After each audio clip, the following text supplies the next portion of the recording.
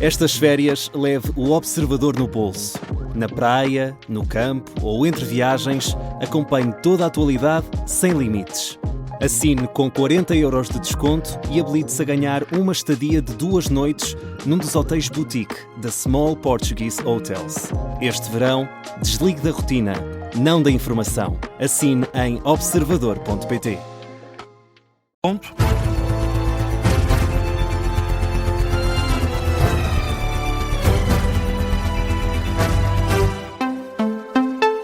Jornal das 11 com edição da Laura Figueiredo. E Laura, o Ministro da Educação considera que tem condições para continuar a transformação no Ministério da Educação. Fernando Alexandre admite que houve uma crise de confiança, mas não considera que isso deva ditar o afastamento do cargo que ocupa. Relativamente à segunda fase dos exames, o Ministro diz estar confiante de que não vai haver tantos erros na correção. Nós estamos a trabalhar para isso. Obviamente, foi feita uma avaliação muito exigente para garantir isso. Não lhe vou dizer que não há riscos, há sempre riscos, e volto a dizer, em papel também há riscos. Fizemos processos de digitalização, fizemos imensas mudanças.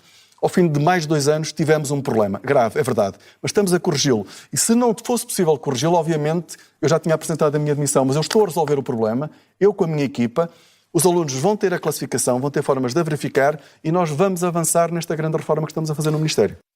O Ministro da Educação considera ainda que houve um alarmismo exagerado em torno do processo de avaliação dos exames nacionais. Há uma certeza que eu tive desde o início do processo, é que no final os alunos poderiam ter a nota correspondente ao trabalho que fizeram durante o seu percurso escolar. Porquê? Porque os exames estiveram sempre guardados em segurança nas instalações da Imprensa Nacional Casa da Moeda. E por isso, de facto, houve um alarmismo exagerado, porque os exames existem, estão guardados, estão protegidos, e todas as situações que têm vindo a público e que nós tornamos sempre muito transparentes, de incorreções, de erros, de desconformidades que resultam de várias dimensões, têm vindo e podem ser corrigidas e vão ser corrigidas. Questionado sobre as preocupações de igualdade entre os alunos, manifestadas pelo Presidente da República, Fernando Alexandre diz que compreende e que está disponível para ouvir críticas, venham de onde vierem.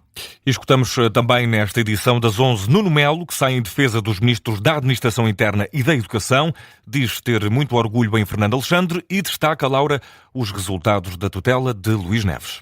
Questionado sobre a polémica dos exames nacionais, à margem da celebração dos 52 anos do CDS, Nuno Melo deixa elogios a Fernando Alexandre. E quanto ao Sr. Ministro da Educação, só lhe posso dizer, é um grande ministro. É um grande ministro. E quando vamos na rua e ouvimos os professores, nós, não os sindicatos, quando ouvimos os professores, ou melhor, não um ou outro sindicalista, quando ouvimos os professores, vemos neles o reconhecimento pelo que está a ser feito, pela justiça que foi conseguida, pela resolução de problemas antigos. E a vida é um contínuo, não é definida por um episódio, mesmo que esse episódio possa ter corrido um bocadinho pior. Quanto a Luís Neves, Nuno Melo diz que o Ministro há de dar todas as explicações sobre os casos. O Ministério da Administração Interna, a Defesa Nacional, a Agricultura e o Ambiente a trabalharem coordenadamente, sentando à mesa todas as entidades que tutelam, para que consigamos dar muito melhores respostas naquilo que é a defesa do património e aquilo que é a defesa de muitas vidas que de outra forma poderiam ser prejudicadas. E este trabalho que é interdisciplinar e interministerial parte em grande medida da administração interna. E por isso, desse ponto de vista, é tudo o que tenho a dizer, sendo que quanto ao mais, o Sr. Ministro próprio já disse que dará todas as explicações quando entender que as deve dar. Logo, não sou eu que tenho que dar explicações que o próprio Sr. Ministro dará. As declarações do Presidente do CDS e também Ministro da Defesa, Nuno Melo, sobre as polémicas do Governo nas comemorações dos 52 anos do CDS no Jardim da Amnistia Internacional, em Lisboa. E António José Seguro, Laura, está empenhado em que a crise dos exames nacionais se resolva sem entrar em choque com o Governo. Ainda assim, admite subir o tom se a segunda fase correr mal. O Observador sabe que o chefe de Estado tem estado a exercer um soft power presidencial longe das câmaras. Durante o fim de semana, a Casa Civil esteve a monitorizar o que se passava com agentes do setor. António José Soares. Entre a intervenção de António José Seguro, de dia 17 de julho, sobre os exames nacionais, e a nota publicada a 21, a Casa Civil do Presidente da República esteve em contactos contínuos com alunos, pais e professores, enquanto o próprio chefe de Estado manteve uma comunicação permanente diretamente com o Governo. Depois de um fim de semana com alguma confusão, o Presidente da Associação Nacional de Diretores de Agrupamentos e Escolas Públicas foi mesmo presencialmente a Belém. O Observador confirmou ainda que houve telefonemas entre a Presidência da República e a FENPROF. A primeira declaração pública sobre os exames foi no dia em que terminava o prazo para a entrega das notas. António José Seguro deu o primeiro puxão de orelhas público ao Executivo quando disse que era reconhecido por todos que o processo de avaliação não correu bem. O Presidente da República esperou depois pela reunião da terça-feira com Luís Montenegro, mas como continuavam a existir alunos à espera de notas, decidiu fazer uma comunicação pública, por escrito, onde fez um diagnóstico negativo da situação. O Observador sabe que neste momento o grande foco de Seguro é perceber como corre a segunda fase dos exames nacionais. Se o processo voltar a falhar, é possível que a crítica suba de tom em direção ao Ministro da Educação e aí o método já não será a descrição, mas sim a reprimenda pública. O jornalista António José Soares, com o resumo desta notícia, assinada por Rui Pedro Antunes e Leonor Riso, que está em destaque no site do Observador. E atualizamos também a situação do incêndio em Alijó, no distrito de Vila Real, obrigou Laura ao corte do IC5. O itinerário complementar 5 está cortado nos 2 sentidos, entre Pópulo e Alijó, numa altura em que há perto de 50 bombeiros no terreno. O incêndio continua com 2 frentes ativas. Entretanto, foi dado como dominado o incêndio em Gondomar, ainda assim no terreno mantém-se cerca de 100 bombeiros. E no Palácio de Belém, esta tarde, recordou-se o músico Luís Represas. Músico que morreu hoje aos 69 anos. As músicas cantadas pelo artista estiveram a ser emitidas junto ao Palácio de Belém a partir de colunas colocadas nos jardins, voltadas para a rua, num gesto de homenagem. E Beatriz Félix, muitas pessoas não ficaram indiferentes. Foi uma tarde diferente em Belém. No dia em que o país perde uma das maiores referências do mundo da música, somam-se as homenagens e o Palácio faz ecoar a voz de Luís Represas. O passeio dos turistas fica hoje marcado por uma paragem a mais para perceber se a música é hábito ou é especial e multiplicam-se os vídeos feitos com algumas das músicas mais conhecidas interpretadas pelo artista. Um dia selei a 125 azul. Foi sem mais nem menos. Os mais jovens parecem apenas conhecer o nome de Luís Represas através dos pais de gerações já mais próximas do estrovante. Cidália está num banco do jardim a ouvir a voz que, mesmo sem ter conhecido, recorda com alegria. Pessoalmente não conhecia, mas gostava muito dele. Para Cidália, Luís Represas é sinónimo de memória.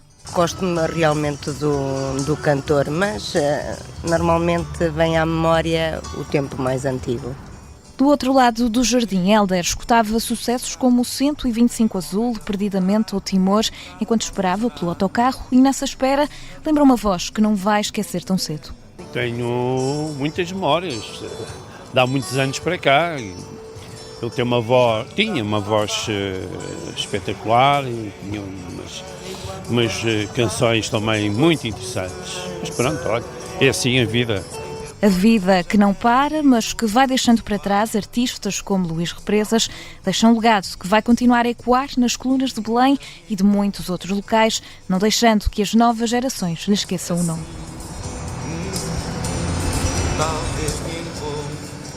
Um trabalho da jornalista Beatriz Félix. As cerimónias fúnebres de Luís Represas começam amanhã. O velório é aberto ao público entre as 4 da tarde e as 10h30 da noite, na Basílica da Estrela, em Lisboa. O funeral acontece na sexta-feira e é reservado à família. E no futebol, Laura, o Benfica arranca amanhã em época, num jogo a contar para a segunda pré-eliminatória da Liga Europa. Os encarnados jogam frente ao St. Gallen, na Suíça, num começo antecipado da época. Na antevisão da partida, o treinador Marco Silva admite que o pouco tempo de trabalho é um desafio adicional para a equipa.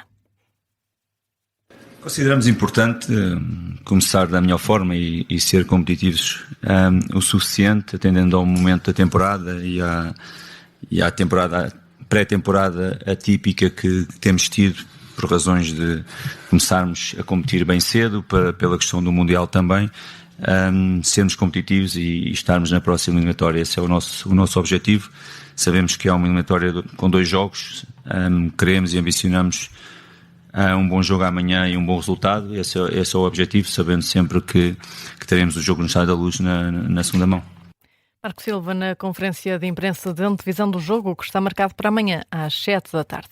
E do lado do Sporting, Laura, há novo reforço.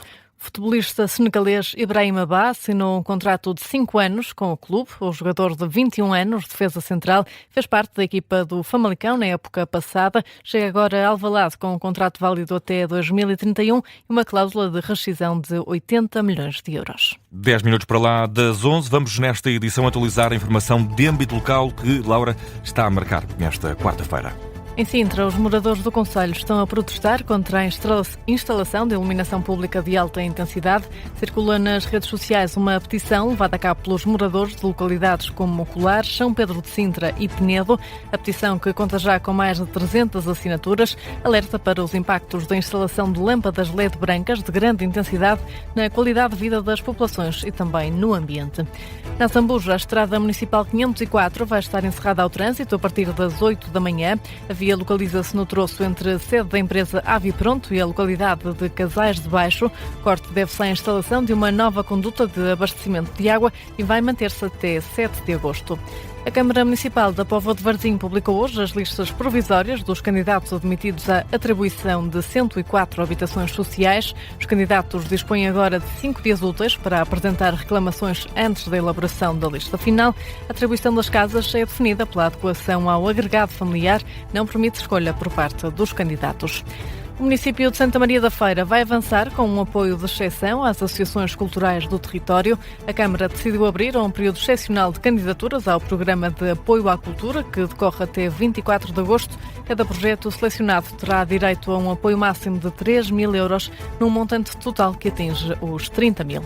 No Seixal, um homem de 26 anos foi detido em flagrante delito pelo crime de tráfico de droga. A detenção ocorreu no âmbito de uma ação policial da GNR de Setúbal, onde foram também apreendidas várias substâncias ilícitas. O detido vai ser presente a primeiro interrogatório judicial no Tribunal de Setúbal para conhecer as medidas de coação. As festas do Bodo regressam amanhã ao Concelho de Pombal, sob o lema O Bodo Somos Nós. Esta nova edição de festas vai ter 6 dias dedicados à tradição, música e cultura. A maioria das atividades tem entrada gratuita, com iniciativas para todas as idades. Notícias de regresso à antena da Rádio Observador, em formato síntese, também com a Laura Figueiredo, quando forem 11h30. Um abraço, Laura. Até já. Até já.